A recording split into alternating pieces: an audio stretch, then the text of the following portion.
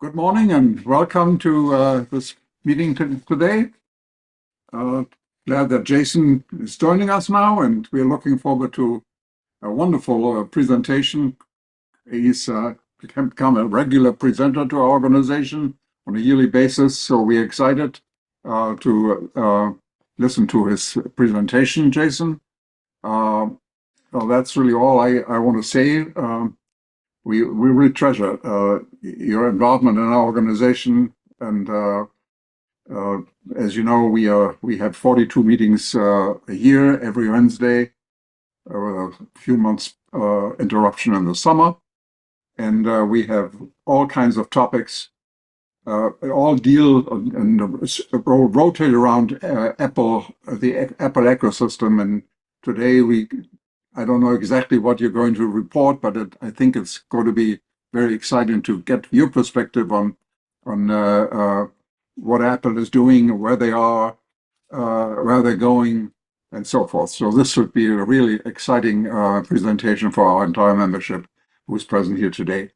So with that, after this welcome and my thanks to Sheeta for organizing all of these things, I'd like to ask Mike Wozniak to make a few announcements. Thank you very much, Eckhart. I will just share my screen. A very warm welcome, everybody. As always, a few announcements before we start the meeting. We're more than past the halfway mark now of our class season. All previous classes I've attended, all of them have taught me stuff. And if you've not been along to one, this Saturday's your chance. Dan is in the hot seat. He'll be deep diving on Keynote, basically doing what he did with numbers about 3 weekends ago, which is starting right at the simplest level and then working right through to some complex stuff. So if you want to learn more about Keynote, I cannot think of a better place to be this Saturday morning. So if you fancy coming along, please nip onto the website and book your seat now. And a little reminder that all of the classes are purchasable retrospectively. So if you miss a class but think, darn, I meant to go to that Pages class that Wozniak made such a mess of, I'll book my ticket right now.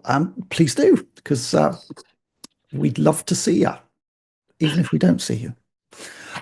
Next week's meeting, a change from the advertised program, and Sheeta's with us in the hot seat talking about the Voice Memos app and the incredible range of features that this tiny application is capable of. So same place, same time next Wednesday, and we look forward to seeing you then. And at this point, I'm just going to stop my share and pass the meeting across to Sheeta so that she can just talk about questions and say hello to Jason. Thank you. Thank you, Mike. Sheeta, thank you. Thank you. Everyone, if you do have a question, please put it in the chat. We will get to it. Jason, do you think that you can answer questions during, or do you want to wait till the end? I can answer questions during. We can. Okay. Yeah. All right. I will make sure that they are timely and appropriate. All right, everyone. Enough has been said. Let's let Jason start his presentation. Jason, welcome, and thank you for being a valued presenter to our group. And I'm going to hand it over to you. All yours. Great. Thank you. Let's see if I can share my screen. Oh, you know what I'm going to need to do, because we are in the world of privacy and security, is I need to allow Zoom and Touch ID, and then maybe Zoom will let me share my screen. Yes. We see it. That took longer than I thought. All right. So this is the same presentation that I gave last year at this time with new data.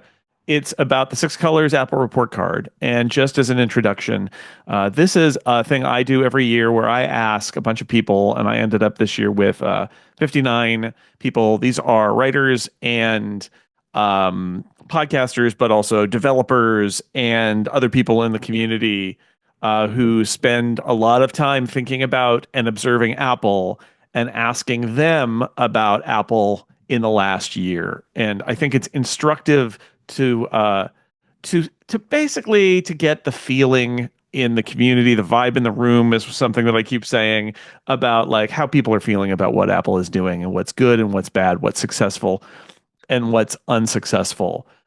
So I'm gonna give you an overview of those scores and how they've changed, and you can consider for yourself how you feel and agree or disagree. I should also say I didn't actually participate in the survey.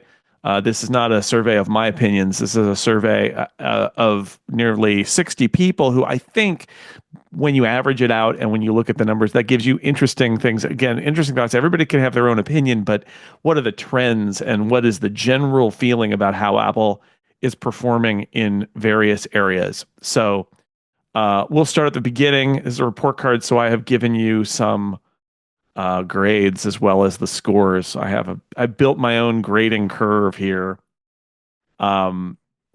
The biggest outlier, and this has been for a while, is Apple hardware reliability. I think that it's funny. This has gone up and down. I've been doing the survey, I should say, for 10 years now. So there's a lot of interesting historical data to look at. But this is the best I think that Apple's hardware has been perceived in a while. I think there's no argument that Apple hardware has been on a roll. The Apple Silicon era of the Mac certainly has helped there too. But in general, nobody's really doubting Apple's hardware power. Apple's really good at this. You can also see some other positive outliers here. The Mac had a very good year and is thought of very well. Again, I think that is the legacy of the Apple Silicon era, just really making things great on the Mac. Many of the scores are in the B range, I would say, with your OS quality, but also the main levels of iPhone, iPad, wearables, and Apple Watch. On the low side, the Vision Pro debuts this year, and it got a bad score. We can talk about that. I have some opinions that are different, I think, from the panel about what the Vision Pro is, but there are also lots of reasons to give the Vision Pro a score like that, so we can talk about that. The home, and people are asking in the chat for a handout. I'll tell you what, I will put a link to my story on my website that's got all of these charts in it too, if you want to look there, and a lot more. So much more. 30,000 words of commentary if you want to read everything everybody said about it. So Vision Pro did badly, but we can talk about that. Apple Home was not a really great score. Apple in the Home. Interesting news on that front that it might be changing over the next year. And I would say developer relations is another area where I feel like the larger Apple community of third-party developers is feeling about as uneasy as they have been in quite some time about their relationship with Apple. And we can talk about that too. Just making sure, since there's a comment about it, you all have access to my screen share? We do, Jason. Okay, yes, that's good. I think you may just need to configure your Zoom if you are not seeing it clearly. Change your Zoom view. One of my complaints about Zoom is that the interface completely changes when you're screen sharing. And so everything I know about how to use Zoom is gone because I'm in screen sharing mode and it's a completely different experience. All right. Let's move on and talk about the changes just in general, because one of the advantages here is I do this every year. So big changers here. iPhone down a little bit, iPad up a lot. There's a reason for that. They didn't release any iPads in 2023. And in 2024, they released every iPad, basically. And therefore, the score went up because one aspect of this survey is, what have you done for me lately? That's just the truth of it. I would like, again, my criticism might be take the bigger picture. If a product line is doing okay, the fact that nothing really changed in it is not necessarily a negative, but there is definitely an aspect of a novelty in the survey. And I'll just show as well, I'll point out that the developer relations score went down, and the world impact score, which is a new name for something that I used to call like environmental and social, but it's basically Apple makes a lot of promises and talks a lot about its values, and asking people, how do you feel about how Apple is living up to its stated values? And that took a big hit that we can talk about at the end. So let's jump into it. And again, you're going to see historical trends here, which is fun. Because I've been doing this for so long now, and most of these categories have remained the same over that time. So again, I think the Mac is doing great. is essentially the truth here. The Mac is doing great. It's a top score.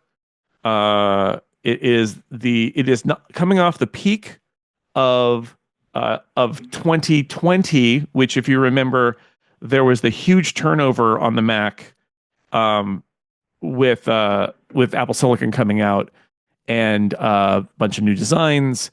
And that was such a huge change, and a change for the better, that I think that really put everybody on a high. But the fact is that it is a really impressive plateau. A lot of Apple Silicon praise in the detailed comments from my panelists.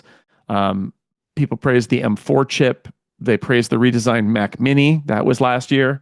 The move to 16 gigs of RAM as the new baseline for entry-level models was a huge welcome, because there's generally a feeling that Apple was scrimping on RAM. And then on the negative side, people pointing out that neither the Mac Studio nor the Mac Pro has been updated since the M2 generation, which I think is a fair point. But basically, what I would say is, if you look at sales and you look at this scale, I think it's a really good time for the Mac, which is not bad for a 41-year-old computer. Let's look at the iPhone. iPhone numbers trending down a little bit. Kind of mixed feelings here, and I think, again, this is generally a feeling that, not that the iPhone is bad. The iPhone is good and makes a lot of money for Apple, and there's lots of things positive to be said about the iPhone in that way. I think that there is a feeling that the iPhone is kind of has been a little too static. That we have gone many years now without a major iPhone revision, that there's some incremental progress, as there always is, but we haven't had that moment. It used to be there was a new iPhone design every 2 years, then there was a big new design every 3 years, then there was a big new design every 4 years. Now it's sort of like, how long is this cycle going to be? But they keep getting longer. A lot of people rolled their feelings about Apple Intelligence being not as big a thing as Apple wants it, makes it out to be. They rolled that into the iPhone category. That's their choice. Skepticism of the new camera control feature that was introduced last year as well. Was it really useful? Was it too complicated? People were really positive about the fact that the lower end phones got features like the action button. When the new iPhone 16e that was announced this morning also has the action button too. Obviously not part of this survey, but interesting continuation of that trend.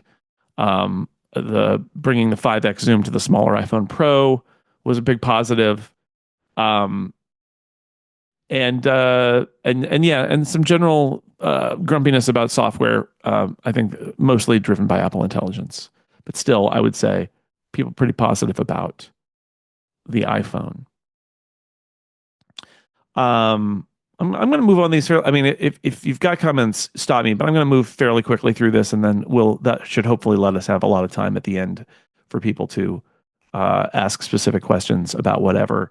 Moving through the iPad part of the survey, really big jump here. This is one of those areas where you think, oh, look at that. What happened? And the answer is it went down a lot last year because iPad sort of had a period where there were no updates to the iPad at all.